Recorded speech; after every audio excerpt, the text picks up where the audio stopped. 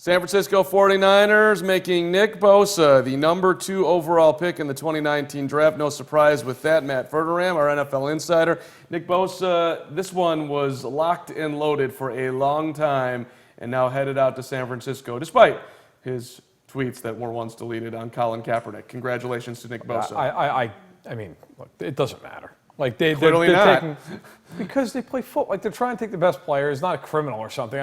You take the best player. Nick Bosa, All-American, Big Ten Defensive Player of the Year. I mean, this is a kid who can really, really help the 49ers. The Niners have had a lot of bites at this apple on the defensive line. Solomon Thomas hasn't worked out.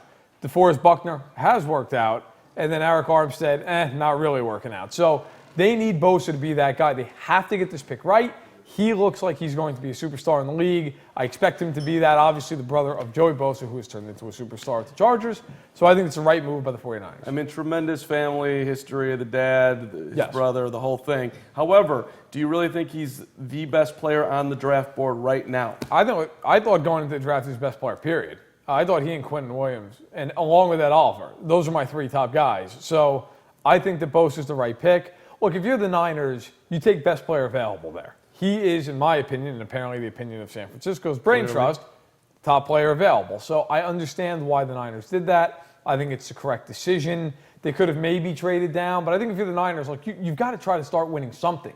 I mean, Shanahan and Lynch have been there a few years now, and there have been no results. And granted, Garoppolo's injury set you back, but I think Bosa is the right move. It makes them better, and maybe in the later rounds they try to fill out some pieces they're missing offensively and in the secondary. And I think this is interesting for college football going forward because you talk about injuries. Here's a guy who played 3 games and probably wasn't going to be able to get back on the field, but punted on his season to go out, get himself as ready for the draft as possible, and here he goes number 2 overall. Yeah, and I think that's going to be a trend you see around college going forward. Is guys are going to say, look, I'm not going to risk my career. I'm not going to risk an opportunity to make tens of millions of dollars, and I don't blame them.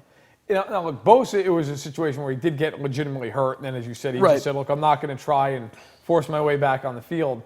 But there have been other guys who get to the bowl game and just say, look, I'm not playing in the Sun Bowl. And I don't blame them.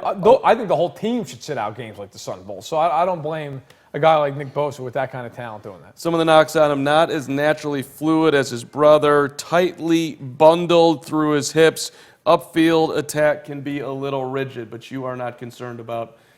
Look, anybody's going to have negatives. I mean, the guy who went number 1 overall to the Arizona Cardinals is 5'10" on a good day and 190 pounds at quarterback. Like, those are negatives, and he still went 1. So I don't have a problem with it. I think Bosa was the right pick for the Niners, and now they've got to fill in around him and the rest of that team. San Francisco 49ers, Nick Bosa, number 2 overall.